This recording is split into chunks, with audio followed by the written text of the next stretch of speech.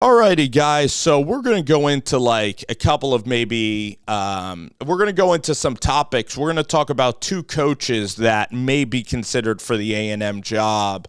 And for the A&M job, you have to consider, I mean, if you listen to the guys out there that also do huge podcasts, you have to know that A&M is a prominent job, and they have all the money, they have all the resources to recruit, to win at the highest level, and to create national championships and top 5 recruiting classes. Heck, Jimbo Fisher had the greatest recruiting class in the history of recruiting classes with Marshall Malkow, who's now at Oregon. That 2020, I believe, recruiting class might have been the best. I think it was the best and most highest rated recruiting class. You know, Walter Nolan was the number 1 player in the entire country, even over Travis Hunter for that cycle, or I think it might have been over a quarterback actually. So you know, they got Walter Nolan, Evan Stewart.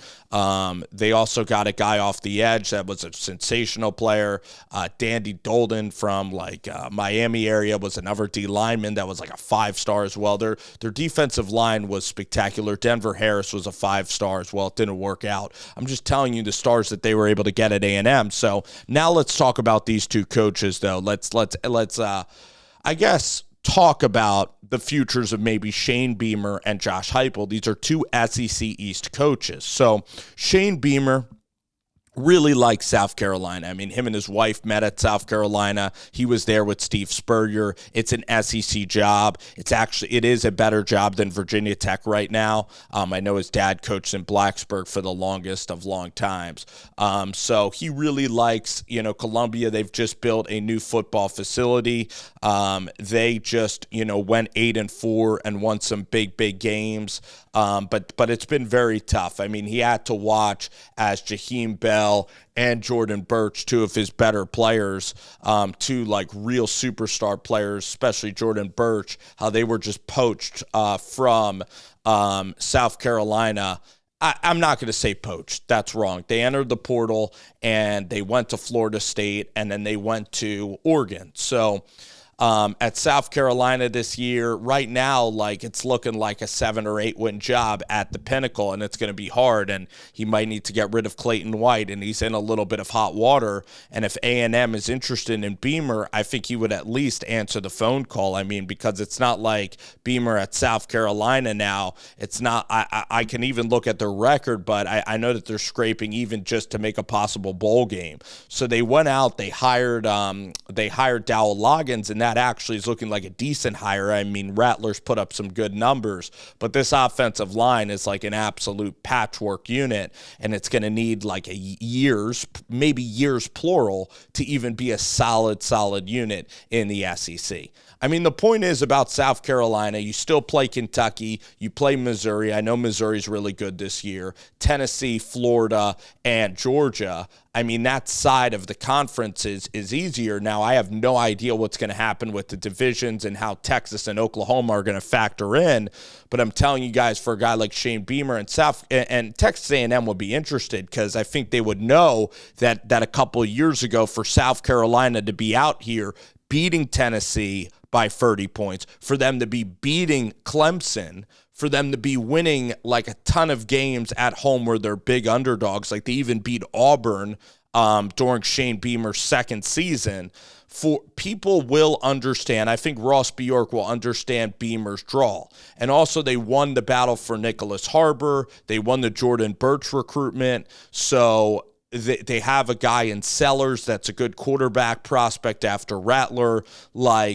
South Carolina recruits very well. The recruiting at South Carolina has been great. Shane Beamer, an excellent recruiter, has good coordinators, I would say, for the most part.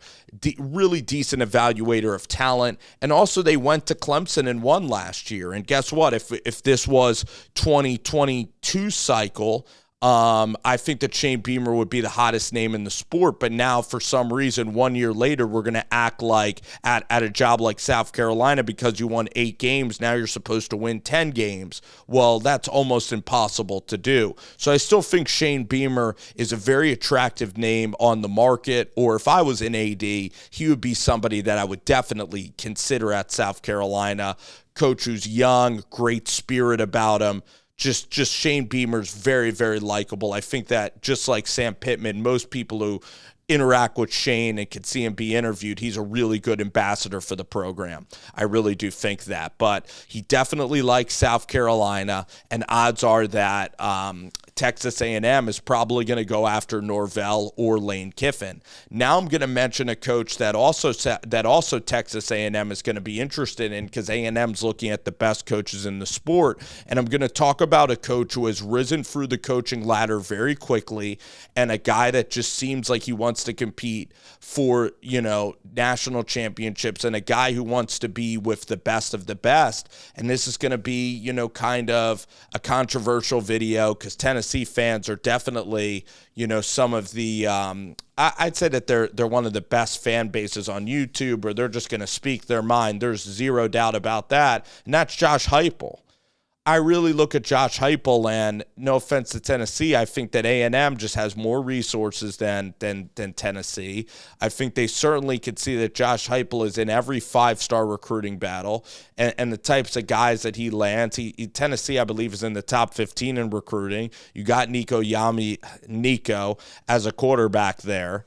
All right, and Nico is a total stud, so you'd be getting him, maybe going to A&M as well. The offense has been really innovative. I had question marks about the defense and how the offense, I thought a lot more games would be like last year against South Carolina, where Tennessee was getting beat by 30, but Tennessee ends up winning an Orange Bowl, and I know you could say Clemson wasn't very good for an Orange Bowl ACC champion. Hey, they won the Orange Bowl. They beat Alabama at home. He totally resurrected the career of quarterback Hendon Hooker. Jalen Hyatt turned out to be an absolute stud, got drafted very highly in the third round of the draft. Jalen Hyatt was like in the Bilendenkoff conversation, maybe even won that award. So I'm telling you guys that Josh Huepel has a ton of offense, really good recruiter, and he doesn't really have ties to Knoxville other than Danny White being the AD. Now, Tennessee's a pretty decent job. I think that he does enjoy it. I think him and his family likes Knoxville,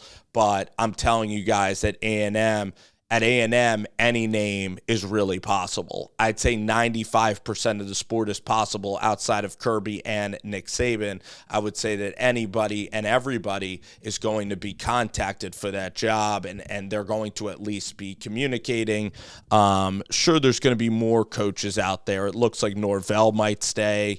It looks like also the coach of the Washington Huskies, Kalen DeBoer, Dan Lanning, but also Sean McVay is going to be interested in this vacancy as well. So this is just going to open up just a ton of content, but also a ton of speculation. What's going to happen in College Station, because that is considered a gold mine in College Station.